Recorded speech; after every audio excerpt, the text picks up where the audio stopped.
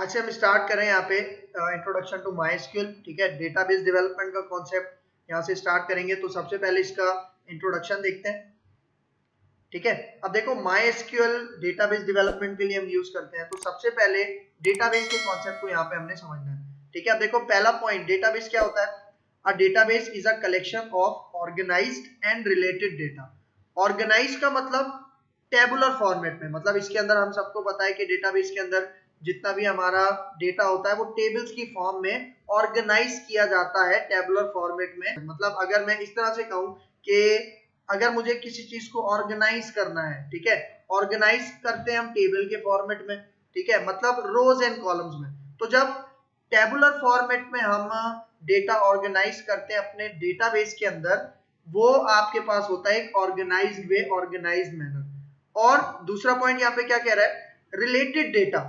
मतलब for example अगर मैंने एक डेटाबेस बनाया है एक स्कूल से रिलेटेड, तो जाहिर बात है उसके अंदर जितना भी डेटा होगा, जितने भी टेबल्स बनेंगे वो सारे स्कूल से रिलेटेड होंगे। फॉर एग्जाम्पल अगर मैंने एक डेटाबेस बनाया तो जाहिर बात है उसमें जो टेबल्स बनेंगे उसमें टीचर्स होंगे, उसमें स्टूडेंट्स होंगे, एम्प्लॉइज होंगे, एडमिनिस्ट्रेशन होगी, ये सारे टेबल उसी के अंदर बनेंगे। ठीक है, इसलिए जो डेटाबेस का नाम रखते हैं वो जनरल होता है, जो कि सारी कैटेगरीज को कवर अप करता है। ठीक है, फिर यहाँ पे देखो database stores information in an organized manner in the form of a table. ठीक है, मतलब टेबुलर फॉर्मेट में हमारे पास सारा डेटा स्टोर होता है डेटाबेसिस के अंदर।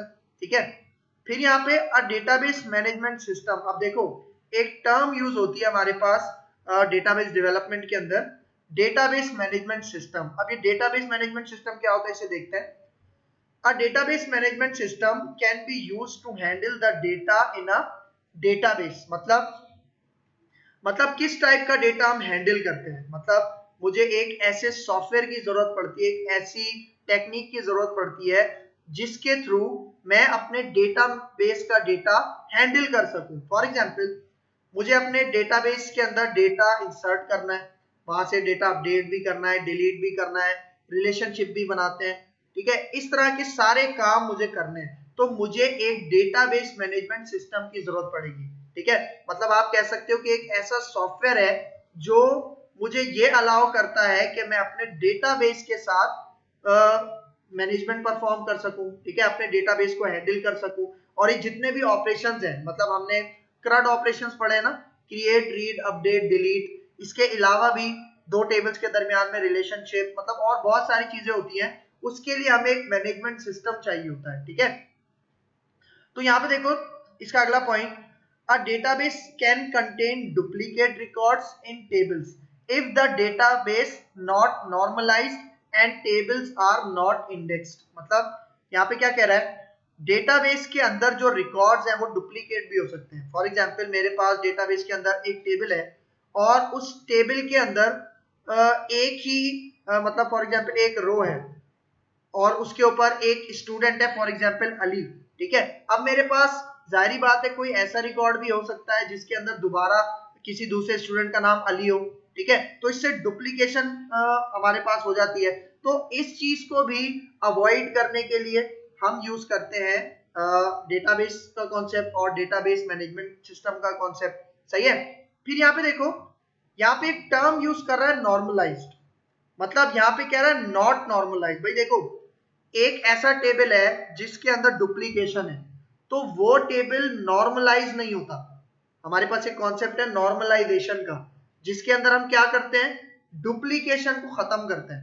ठीक है, उस कॉन्सेप्ट को कहते हैं नॉर्मलाइजेशन। लेकिन अगर हमारे टेबल के अंदर डुप्लीकेट रिकॉर्ड्स हैं तो वो टेबल हमारा नॉर्मलाइज नहीं कहलाता। ठीक है, और फिर यहाँ पे कह रहा है tables are not indexed. Indexed का मतलब कि भाई देखो इंडेक्स का अगर मैं आपको मिसाल दूं, जिस तरह हमारे पास बुक में हमारे पास क्या होता है, इंडेक्स नंबर्स होते हैं। ठीक है, फॉर एग्जांपल जब भी आप कोई बुक लेते हो पहले पेज पे उसका इंडेक्स होता है। आप क्या करते हो, जो आपको टॉपिक चाहिए आप डायरेक्ट वहां पे जंप कर जाते हो। ठीक है, उसी तरह यहाँ पे भी टेबल्स के ऊपर भी हम इंडेक्स लगाते हैं। इसका मतलब कि अगर मेरे टेबल में फॉर एग्जांपल 10,000 रोज हैं, लेकिन मुझे किसी एक स्पेसिफिक रो पे जाना है, एक किसी स्पेसिफिक कॉलम पे जाना है, तो हम वहां पे उस कॉलम के ऊपर इंडेक्स लगा सकते हैं। ठीक है, ये भी कॉन्सेप्ट इसके अंदर आता है, इसको भी देखेंगे आगे जाके। फिर देखो, you can normalize the database and index the tables to eliminate redundancy. अब देखो ये टर्म बहुत ज्यादा यूज होती है डेटाबेस डेवलपमेंट के अंदर, इसको याद कर लो। रिडंडेंसी इसका मतलब डुप्लीकेशन। ठीक है, रिडंडेंसी मतलब आपके पास कोई ऐसा रिकॉर्ड है वो बार बार रिपीट नहीं होना चाहिए। ठीक है, ये आपके पास कॉन्सेप्ट होता है रिडंडेंसी का। भाई फॉर एग्जांपल मेरे पास एक एम्प्लॉय का एक टेबल है। अब जाहिर बात है एक एम्प्लॉय किसी पर्टिकुलर डिपार्टमेंट के साथ काम करता है। अब मेरे पास सपोज करो कि 100 एम्प्लॉयज हैं एक टेबल के अंदर। ठीक है, उसमें से 30 एम्प्लॉयज एक डिपार्टमेंट के हैं। ठीक है, तो इसका मतलब जब डिपार्टमेंट नेम का कॉलम होगा उसके अंदर जो डिपार्टमेंट का नाम होगा वो बार बार रिपीट होगा ना। ठीक है, तो मुझे उस बार बार रिपीटेशन को खत्म करना है। खत्म कैसे करूंगा कि वो जो पर्टिकुलर डिपार्टमेंट है जिसका नाम बार बार क्या हो रहा है, रिपीट हो रहा है, उस सारे एम्प्लॉयज का टेबल एक अलग से टेबल बना दूंगा। इससे क्या होगा, वो जो रिडंडेंसी है, जो डुप्लीकेशन हो रही है, रिपीटेशन बार बार हो रही है, वो हमारे पास रिमूव हो जाएगी। ठीक है, ये भी कॉन्सेप्ट हम इसके अंदर कर सकते हैं। तो देखो जब रिडंडेंसी खत्म होती है ना, मतलब जब डुप्लीकेशन रिपीटेशन खत्म होती है, तो वो किस चीज को इनहेंस करती है, यहाँ पे देखो, and enhance the speed of data search and retrieval operations. ठीक है, मतलब जब डुप्लीकेशन कम होगी तो हमारा डेटा का रिट्रीवल और जितनी भी डेटा की हम सर्चिंग करवाते हैं उसकी स्पीड में भी इनहेंसमेंट आएगी, मतलब वो फास्ट होगी, उसकी परफॉर्मेंस ज्यादा अच्छे से होगी। ठीक है, फिर आगे चलते हैं। अब देखो ओवरव्यू लेते हैं हम यहाँ पे MySQL का। देखो हमारे पास एक कॉन्सेप्ट होता है डेटाबेस मैनेजमेंट सिस्टम।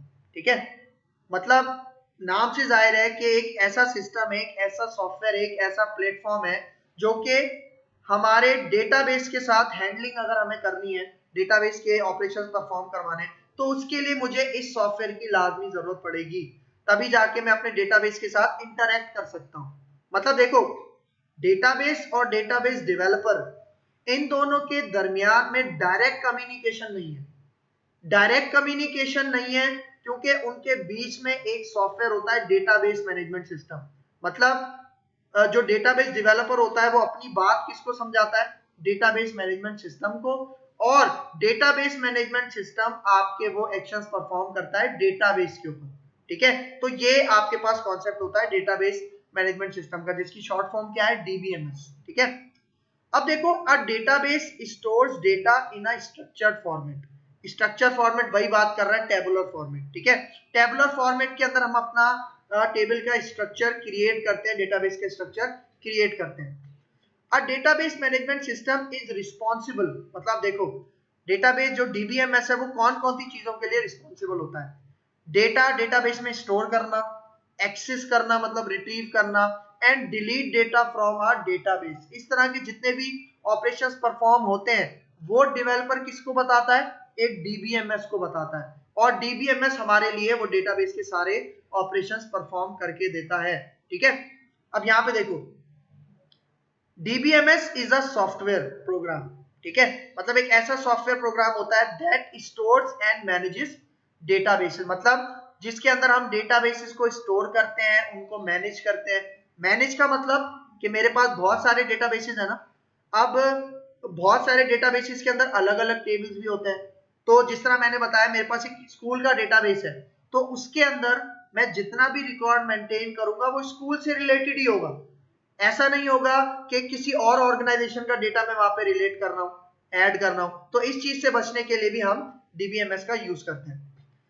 फिर देखो DBMS is responsible for managing the various database operations. कौन कौन से डेटाबेस ऑपरेशंस हैं, एडिंग, डेटाबेस के अंदर डेटा ऐड करना, एक्सेस करना, रिट्रीव करना, प्रोसेसिंग करवाना किसी भी डेटा की, ये सारे काम हम किसके थ्रू कर सकते हैं, DBMS के थ्रू। ठीक है, अब देखो helps to manage data in 2 ways. ठीक है, मतलब 2 तरीकों से हम MySQL को यूज करते हुए अपने डेटा को मैनेज कर सकते हैं। पहला way, by providing an interface to manage data. ठीक है, जिस तरह हमने PHP के साथ जब कनेक्टिविटी की थी तो हमने जो MySQL के अंदर टेबल्स डेटाबेसेस क्रिएट किए थे वो डिजाइनर के थ्रू किए थे, मतलब एक इंटरफेस के थ्रू किए थे, क्यूरीज के थ्रू नहीं किए थे, ठीक है। लेकिन यहाँ पे अब हम जितना भी काम करेंगे वो सारा क्यूरीज के थ्रू करेंगे, क्योंकि डेटाबेस डेवलपर की सबसे बड़ी स्ट्रेंथ क्या होती है कि उसकी क्यूरीज कितनी स्ट्रॉन्ग है, ठीक है।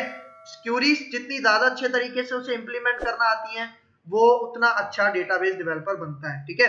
ये बात याद रखना। तो यहाँ पे कह रहा है पहला point, by providing an interface to manage data, क्योंकि देखो जब इंटरफेस आपको मिल जाता है ये तो आसान हो जाता है, ठीक है। इंटरफेस के थ्रू टेबल बनाना, ये चीजें करना, सारी चीजें वो आसान कर देता है आपके लिए, लेकिन इनके बैक एंड पे जो क्यूरीज चल रही होती हैं उनको समझना जरूरी है, ठीक है। अब देखो अगला point, by supporting connectivity to other application that can be used to manage data, मतलब यहाँ पे क्या कह रहा है पहला पॉइंट कि आप इंटरफेस आपको एक प्रोवाइड होता है, जिस तरह PHP MyAdmin का इंटरफेस आपने देखा हुआ होगा, ठीक है। उसके थ्रू हम क्या करते हैं, डेटाबेस इंसर्ट का मतलब डेटाबेस बनाते हैं, उसके अंदर डेटा इंसर्ट करते हैं, सारा काम इंटरफेस के थ्रू करते हैं, मतलब कोई कोडिंग कोई क्यूरीज नहीं लिखनी पड़ती। लेकिन दूसरा स्टेप क्या है, by supporting connectivity to other application, मतलब दूसरा वे ये है कि जब हम अपने MySQL डेटाबेस को किसी दूसरी एप्लीकेशन के साथ कनेक्ट करवाते हैं, जिस तरह हम पहले पढ़ के आए हैं PHP विद MySQL के अंदर, वहां पे हम क्या करते थे, डेटाबेस के अंदर डेटा इंसर्ट करना है, अपडेट करना है, डिलीट करना है, रिट्रीव करना है, सर्चिंग करनी है, ये सारे काम मैं अपने एप्लीकेशन के अंदर से कर रहा था, लेकिन वो वही सारे काम हम इंटरफेस के थ्रू भी कर सकते हैं, ठीक है, जो हमें एक PHP MyAdmin प्रोवाइड करता है, और क्यूरीज के थ्रू जो हमें सारी चीजें प्रोवाइड होती है। तो ये दो तरीके होते हैं। अब देखो ये एक इंपॉर्टेंट पॉइंट है, MySQL is an open source RDBMS, मतलब देखो मैंने अभी आपको पीछे डेफिनेशन बताई DBMS की, अब एक और कॉन्सेप्ट आ रहा है RDBMS, इसकी फुल फॉर्म होती है रिलेशनल डेटाबेस मैनेजमेंट सिस्टम। ये क्या होता है, मतलब DBMS और RDBMS में फर्क क्या होता है इसको देखते हैं। लेकिन यहाँ पे क्या कह रहा है, MySQL is an open source, open source का मतलब कि ये फ्री टू डाउनलोड है और फ्री टू यूज है, मतलब इसको इस डेटाबेस के साथ काम करने के लिए आपको कुछ पे करने की जरूरत नहीं होती, ठीक है। एक पॉइंट याद रखना, जिस तरह हमारे पास SQL सर्वर RDBMS होता है, उसी तरह MySQL भी हमारे पास RDBMS है। अब इन दोनों में फर्क क्या है मैं भी एक्सप्लेन करता हूँ। फिर देखो, it was developed and distributed by MySQL AB, मतलब MySQL AB एक ऑर्गेनाइजेशन थी जिसने इसको बनाया और डिस्ट्रीब्यूट किया। लेकिन अब ये किसको, मतलब कौन सी कंपनी MySQL को ओन करती है, Oracle, ठीक है। अब देखो अक्सर स्टूडेंट्स कंफ्यूज होते हैं कि Oracle तो खुद एक डेटाबेस है, नहीं, यहाँ पे Oracle एक कंपनी का नाम भी है, Oracle कॉर्पोरेशन, ठीक है। तो यहाँ पे Oracle कॉर्पोरेशन अब MySQL को ओन करती है, ठीक है, मतलब उन्होंने इसको इसके राइट्स खरीद लिए यहाँ पे। फिर देखो, there are many commercial relational database management systems available, मतलब RDBMS हमारे पास और भी बहुत सारे मौजूद हैं, जैसे कि Oracle, ये जो मैंने अभी बताया Oracle खुद भी एक डेटाबेस है। Microsoft SQL जो हम पढ़ते हैं, MySQL मतलब ये Microsoft SQL सर्वर, ठीक है, ये जो एक डेटाबेस है ये भी हमारे पास RDBMS है। फिर एक आता है Sybase that support most of the data management features, मतलब ये जो RDBMS है सारे, इनके साथ भी हम, मतलब इन सबको RDBMS कहते हैं। और देखो एक बात याद रखना कि DBMS से बेहतर क्या होता है, RDBMS। अब इनका डिफरेंस मैं आपको बताऊंगा तो आपको समझ में आ जाएगा कि RDBMS क्यों बेहतर है DBMS से, ठीक है। मतलब समझाने का मकसद ये है कि ये जो आपको बता रहा है ये भी सारे RDBMS है, ठीक है। अब देखो DBMS and relational database management system, मतलब DBMS और RDBMS। अब देखो पहला point, RDBMS perform the same task of storing and managing data, मतलब यहाँ पे सिमिलैरिटी बता रहा है, मतलब जिस तरह DBMS के अंदर हम कौन से टास्क परफॉर्म करते थे, डेटाबेस को स्टोर करने के और मैनेज करने के, वही सेम काम हम किस में भी कर सकते हैं, RDBMS में भी कर सकते हैं, लेकिन इसके कुछ डिफरेंसेस हैं। अब देखो second point, one of the key differences between DBMS and RDBMS is that RDBMS splits large amount of data into smaller tables, मतलब सबसे पहला डिफरेंस क्या है कि RDBMS के अंदर हम बहुत सारे डेटा को किसमें स्प्लिट कर सकते हैं, स्मॉलर टेबल्स के अंदर स्प्लिट करके, मतलब तोड़ के स्मॉलर टेबल्स के अंदर अपने डेटा को रख सकते हैं। And establishes relationship between the tables. मतलब देखो RDBMS का एक सबसे बड़ा एडवांटेज कि इसके अंदर हम मल्टीपल टेबल्स बना सकते हैं, ठीक है। मतलब मेरे पास बहुत सारा डेटा है, अब जाहिर बात है उसको मैं एक टेबल में तो नहीं रखूंगा ना, मैं उसको कैटेगराइज कर लूंगा। जिस तरह मैंने बताया कि मेरे पास स्कूल का डेटाबेस है, अब मुझे वहां पे एम्प्लॉय का डेटा भी चाहिए, स्टूडेंट का डेटा भी चाहिए, टीचर का और XYZ बहुत सारी चीजें। तो उन अलग अलग जो हमारे पास डिपार्टमेंट्स आप कह सकते हो, उन सब के लिए मैं एक अलग अलग टेबल्स यहाँ पे क्रिएट करूंगा और उनके दरमियान में रिलेशनशिप पैदा करूंगा। मतलब जिस तरह आपको पता है स्कूल है, टीचर है, स्टूडेंट है, इन दोनों के दरमियान में आपस रिलेशनशिप होता है ना। किस तरह का रिलेशनशिप होता है कि भाई इस फला स्टूडेंट को कौन सा टीचर पढ़ाता है और ये फला टीचर कौन से स्टूडेंट्स को पढ़ाता है, तो ये रिलेशनशिप बनता है ना दो टेबल्स के दरमियान में। तो ये रिलेशनशिप भी हम बना सकते हैं RDBMS में। यही काम जो मैं बता रहा हूं कि मल्टीपल टेबल्स बना सकते हैं और रिलेशनशिप क्रिएट करवा सकते हैं, ये हम DBMS में नहीं कर सकते। सबसे बड़ा ड्रॉबैक DBMS का ये है। अब देखो यहाँ पे क्या कह रहा है, DBMS store large amount of data in a single table। सबसे बड़ा ड्रॉबैक, मतलब जितना भी डेटा है वो सारा किसके अंदर मैनेज करता है, एक ही टेबल के अंदर मैनेज करता है। Also the RDBMS is based on the relational model whereas DBMS is not have these features। ठीक है, इसका मतलब कि हमारे पास RDBMS रिलेशनल मॉडल को फॉलो करता है। रिलेशनल मॉडल के अंदर क्या होता है, रिलेशनल मॉडल के अंदर जो टेबल्स होते हैं हम उनको आपस में रिलेट करवा सकते हैं, उनके दरमियान में रिलेशनशिप क्रिएट करवा सकते हैं। ठीक है, जिस तरह SQL में प्राइमरी की फॉरेन की के रिलेशनशिप बनते हैं, वो काम हम सारे RDBMS में करवा सकते हैं लेकिन DBMS के अंदर नहीं करवा सकते। एक ये इसका इंपॉर्टेंट ड्रॉबैक भी है और डिफरेंस भी है। ड्रॉबैक किसका है, DBMS का, और एडवांटेज हमारे पास है RDBMS का। और MySQL हमारे पास कौन सा मैनेजमेंट सिस्टम है, RDBMS है। ठीक है, एक ये पॉइंट याद होना चाहिए। फिर आगे चलते हैं, अब देखो कुछ और फीचर्स हैं। अब यहाँ पे देखो कुछ टेक्निकल फीचर्स हैं किसके, MySQL के। अब देखो पहला point, MySQL is written in C and C++। मतलब ये जो पूरी डेटाबेस की एक लैंग्वेज है, लिखी किसमें गई है, C और C++ की लैंग्वेज में इसको लिखा गया है हमारे लिए, ताकि हम डेटाबेस डेवलप कर सकें और सारे ऑपरेशंस परफॉर्म कर सकें। फिर देखो MySQL is tested with different compilers. मतलब हमारे पास बहुत सारे कंपाइलर्स हैं जो प्रोग्रामिंग लैंग्वेजेस के अंदर यूज होते हैं, अलग अलग होते हैं। ठीक है, उन सब के साथ MySQL को क्या किया गया है, टेस्ट किया गया है। क्योंकि देखो हम डेस्कटॉप एप्लीकेशन क्रिएट करते हैं, ठीक है, जिस तरह C# लैंग्वेज के अंदर WinForm एप्लीकेशन हम क्रिएट करते हैं, हम वहां पे SQL सर्वर डेटाबेस भी यूज कर सकते हैं, MySQL भी यूज कर सकते हैं। मतलब रिस्ट्रिक्शन नहीं है, मतलब ऐसा कहीं भी नहीं है कि सिर्फ PHP के साथ ही MySQL को यूज किया जा सकता है। MySQL और भी बहुत सारी डेवलपमेंट के अंदर यूज होता है। जरूरी नहीं है कि वेब डेवलपमेंट में ही MySQL का यूज होता है, नहीं, और भी डेवलपमेंट है, जिस तरह डेस्कटॉप डेवलपमेंट है, वहां पे भी हम MySQL डेटाबेस को यूज कर सकते हैं। क्योंकि देखो ये तो सिर्फ डेटाबेस है ना, इसके अंदर तो सिर्फ डेटा स्टोर होगा और जितने भी ऑपरेशन है वो परफॉर्म होंगे, लेकिन वो हो कहां से रहे हैं वो डिपेंड नहीं करता। ठीक है, वो वेब से भी हो सकते हैं, वो डेस्कटॉप से भी हो सकते हैं, ये इंपॉर्टेंट पॉइंट है।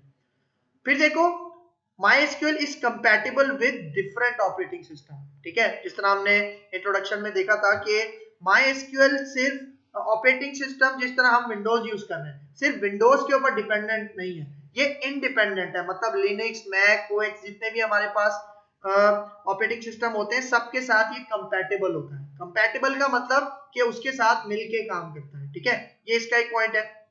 फिर देखो has application programming interface APIs for accessing MySQL database available in many languages। मतलब MySQL की कुछ APIs हैं जिनके साथ हम दूसरी लैंग्वेजेस को यूज कर सकते हैं। ठीक है, कौन कौन सी लैंग्वेजेस हैं यहाँ पे, C++, EFL, Java, Perl, PHP, Python, Ruby and TSL और बहुत सारी लैंग्वेजेस हैं जिसके साथ अगर हमें डेटाबेस अटैच करना है तो हम कौन सा डेटाबेस यूज कर सकते हैं, MySQL डेटाबेस यूज कर सकते हैं। मतलब MySQL भी काफी ज्यादा पॉपुलर एक डेटाबेस डेवलपमेंट की लैंग्वेज है हमारे पास, ठीक है।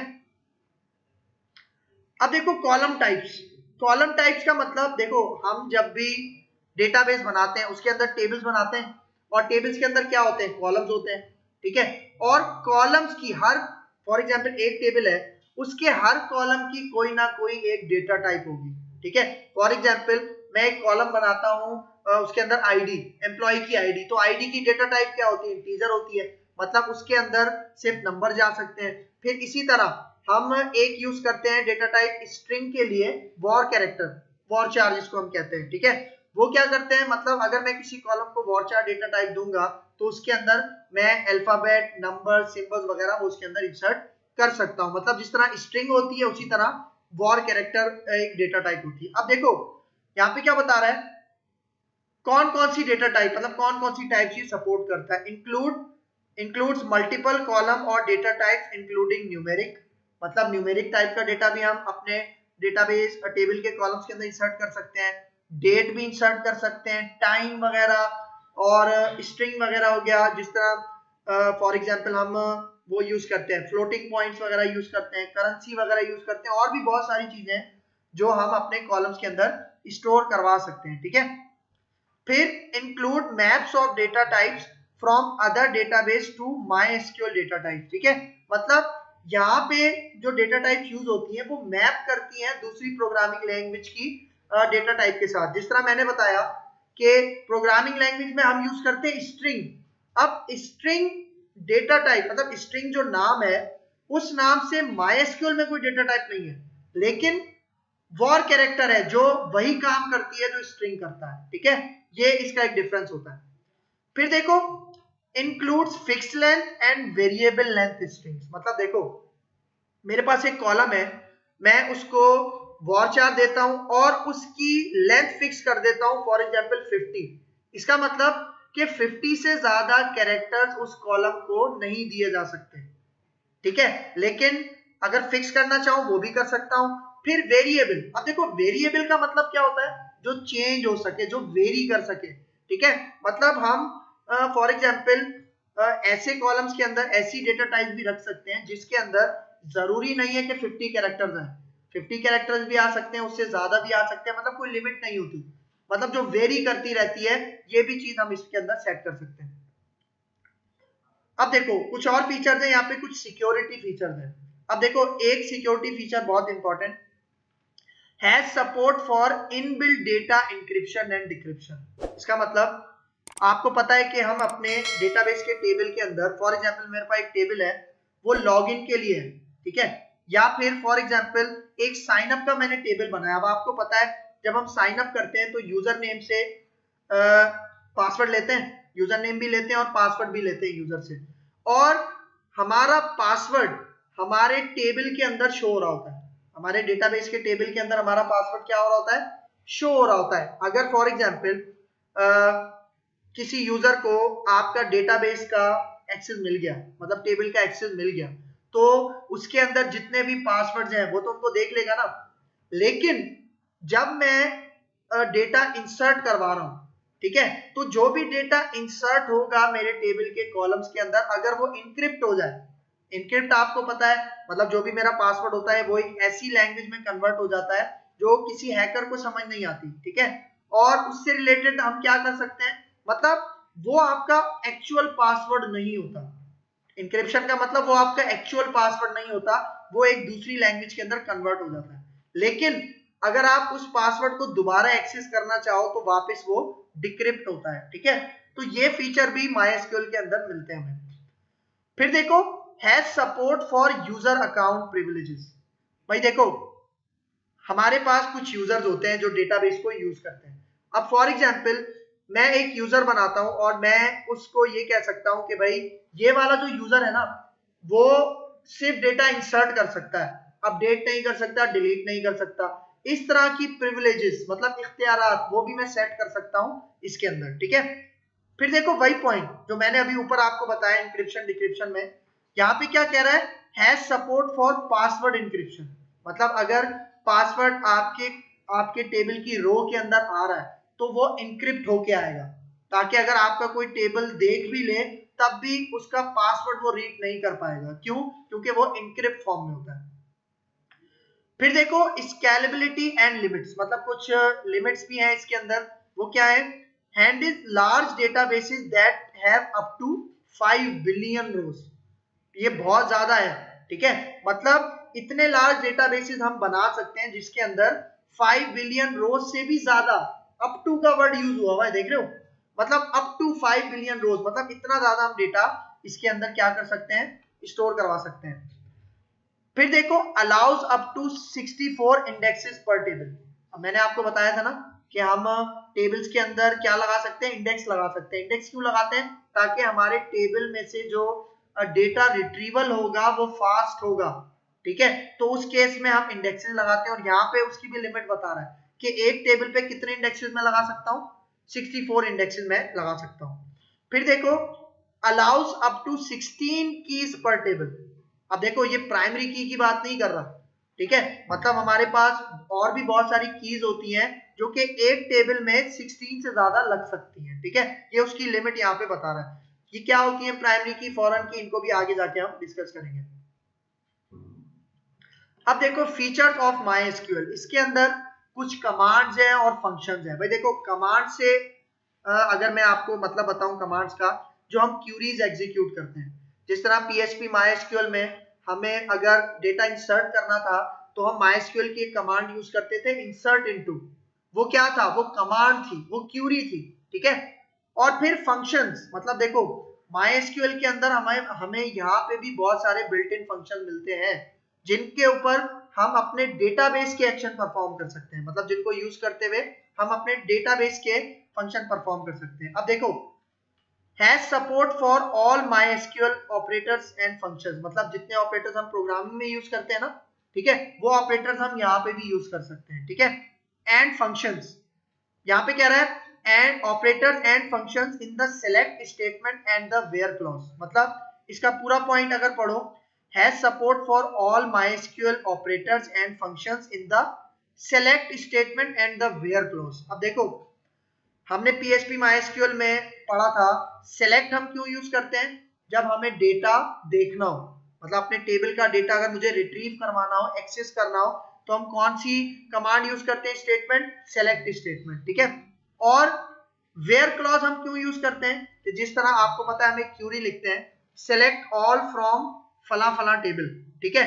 लेकिन अगर मैं सेलेक्ट ऑल फ्रॉम टेबल का नाम दूंगा तो वो सारे कॉलम, सारी रोज मुझे फेच करके लाके देगा।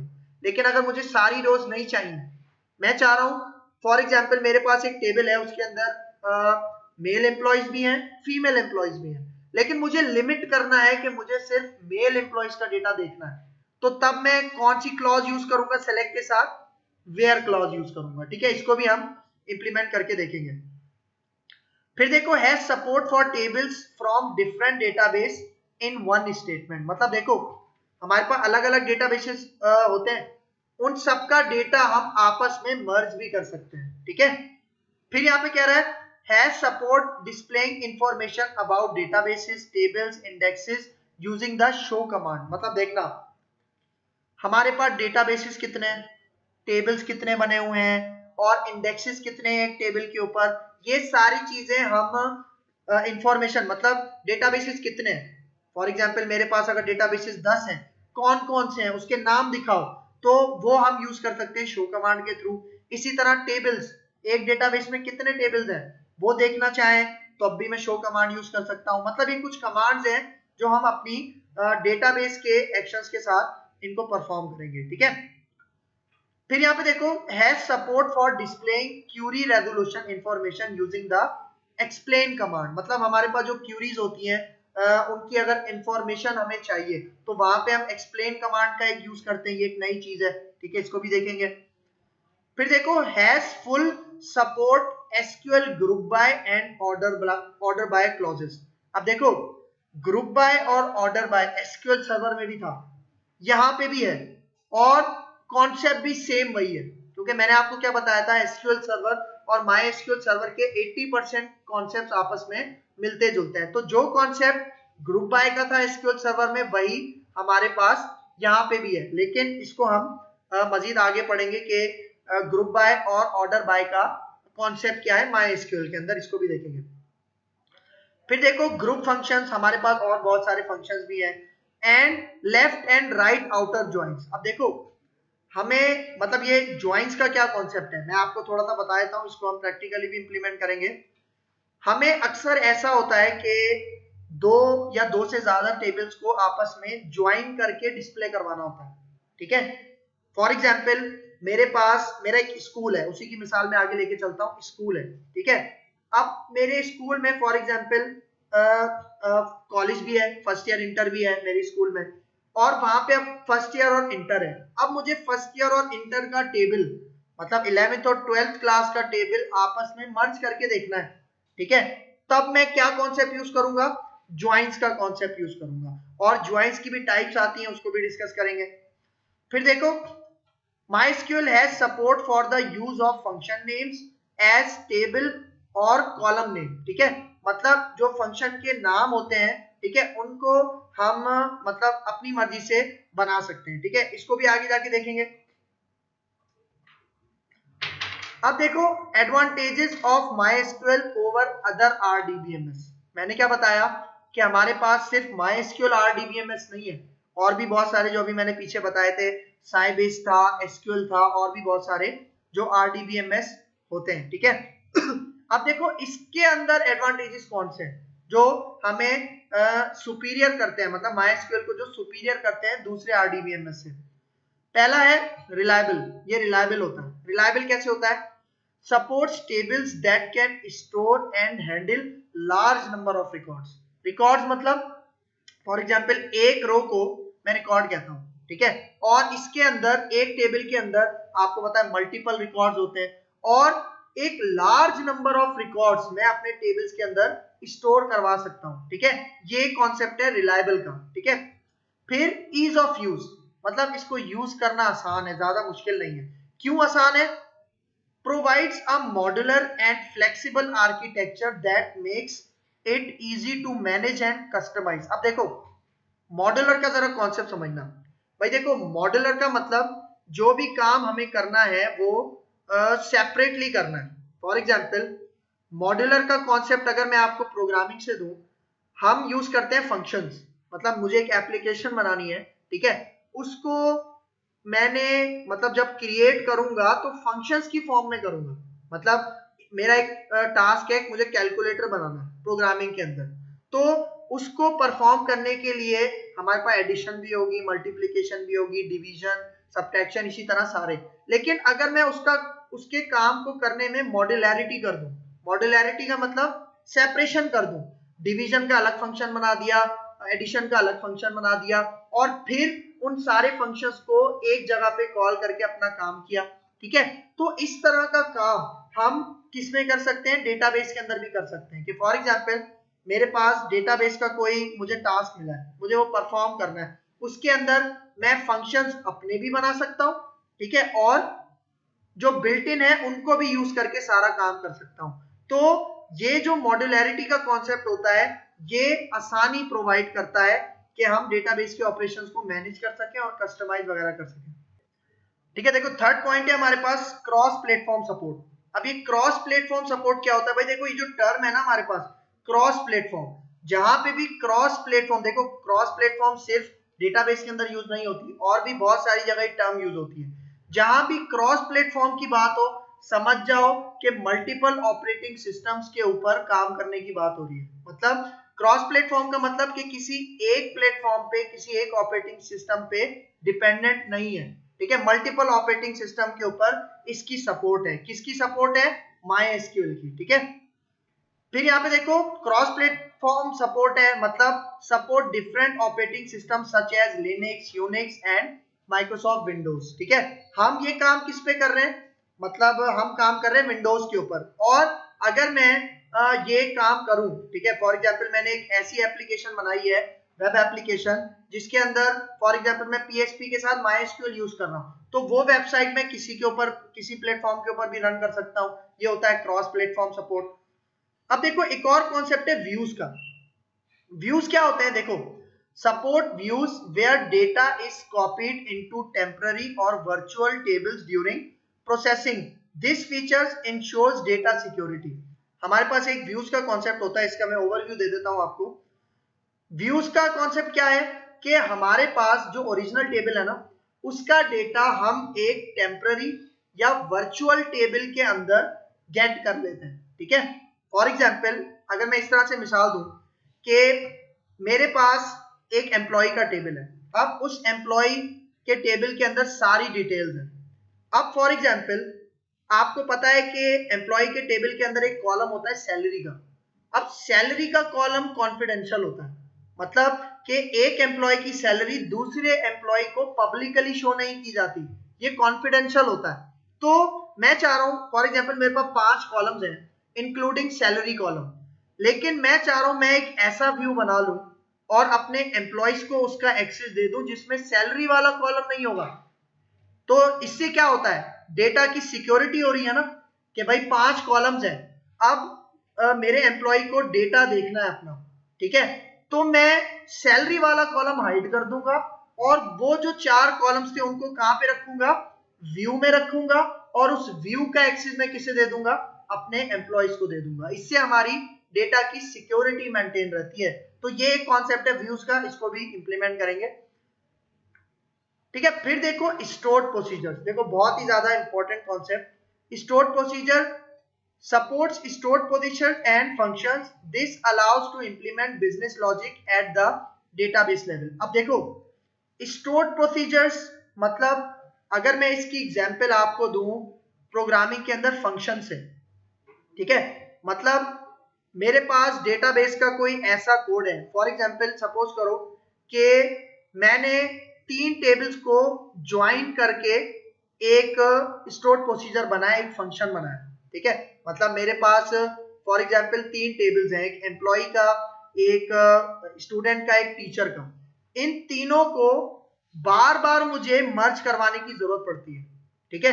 बार बार मतलब जो हमारा फॉर एग्जांपल मैनेजर है वो कहता है कि भाई इन तीनों टेबल्स का डेटा मर्ज करके मुझे देखना है, ठीक है।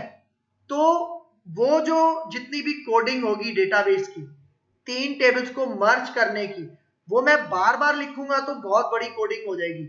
लेकिन मैं क्या करूं, उस सारी कोडिंग को एक स्टोर्ड प्रोसीजर के अंदर रख लूं और फिर उस स्टोर्ड प्रोसीजर को उसके नाम से मैं कॉल कर लूं, जिस तरह फंक्शंस में होता है। फंक्शन में क्या होता है कि मेरे पास मल्टीपल लाइंस हैं, मैं उनको फंक्शन के अंदर रख दूं, फिर जब मैं कॉल करता हूं तो डायरेक्ट उस फंक्शन के नाम से उसको कॉल करता हूं ना, और बार बार रीयूज भी कर सकता हूं। तो वही सेम कॉन्सेप्ट हमारे पास स्टोर्ड प्रोसीजर्स का है डेटाबेस के अंदर, ठीक है। फिर आ जाओ ट्रिगर्स, सपोर्ट ट्रिगर्स, मतलब ट्रिगर्स का कॉन्सेप्ट MySQL सपोर्ट करता है। This features also enables to implement business logic during data processing. अब देखो ट्रिगर्स होते क्या है, फॉर एग्जांपल एक एग्जांपल से मैं आपको समझाता हूं। मुझे फॉर एग्जांपल मेरे पास एक टेबल है, ठीक है, एम्प्लॉय का टेबल है। अब उसके अंदर अगर कोई डेटा इंसर्ट करता है, अपडेट करता है या डिलीट करता है, ठीक है, तो मेरे पास उसकी ऑडिट रिपोर्ट जनरेट होनी चाहिए। ऑडिट रिपोर्ट का मतलब कि अगर मेरे टेबल के अंदर कुछ इंसर्ट हो रहा है तो कौन सा डेटा इंसर्ट हुआ है, इंसर्ट करने की टाइमिंग क्या थी, वो एक दूसरे टेबल के अंदर ये सारी ऑडिट रिपोर्ट मेंटेन रहती रहे, ठीक है। मतलब मैं चाह रहा हूं कि अगर मेरे डेटा के अंदर, मेरे एम्प्लॉय के टेबल के अंदर जैसी एक रो इंसर्ट होगी तो उस वो जो रो इंसर्ट हुई है वो किसकी रो इंसर्ट हुई है, रो इंसर्ट होने का टाइम क्या है, ये काम सारे कहां पे मैनेज हो जाए, एक अलग से टेबल में मैनेज हो जाए। तो अब मैं क्या करूंगा, जैसे ही मैं डेटा इंसर्ट करूंगा तो एक ट्रिगर चले, ट्रिगर फायर हो, और ट्रिगर क्या काम करेगा, दूसरे टेबल के अंदर मेरी जो ये सारी एक्टिविटी हैं उनको कैप्चर करेगा, ठीक है। तो इस तरह के काम हम ट्रिगर्स के थ्रू कर सकते हैं। ट्रिगर्स भी आगे जाके पढ़ेंगे, बहुत अच्छा कॉन्सेप्ट है ट्रिगर्स, ठीक है। मतलब देखो ट्रिगर्स को भी स्टोर्ड प्रोसीजर कहा जाता है। क्या कहा जाता है, ट्रिगर्स को भी स्टोर्ड प्रोसीजर कहा जाता है। लेकिन ये स्टोर्ड प्रोसीजर जिसको मैं ट्रिगर्स कह रहा हूं, ये चलते कब है, जब फॉर एग्जांपल मैं इंसर्ट करता हूं या अपडेट करता हूं या डिलीट करता हूं, तब ये ट्रिगर ऑटोमेटिकली फायर होते हैं। मतलब देखो इन दोनों में फर्क क्या है, स्टोर्ड प्रोसीजर को खुद कॉल करना पड़ता है, ट्रिगर खुद से कॉल हो जाता है।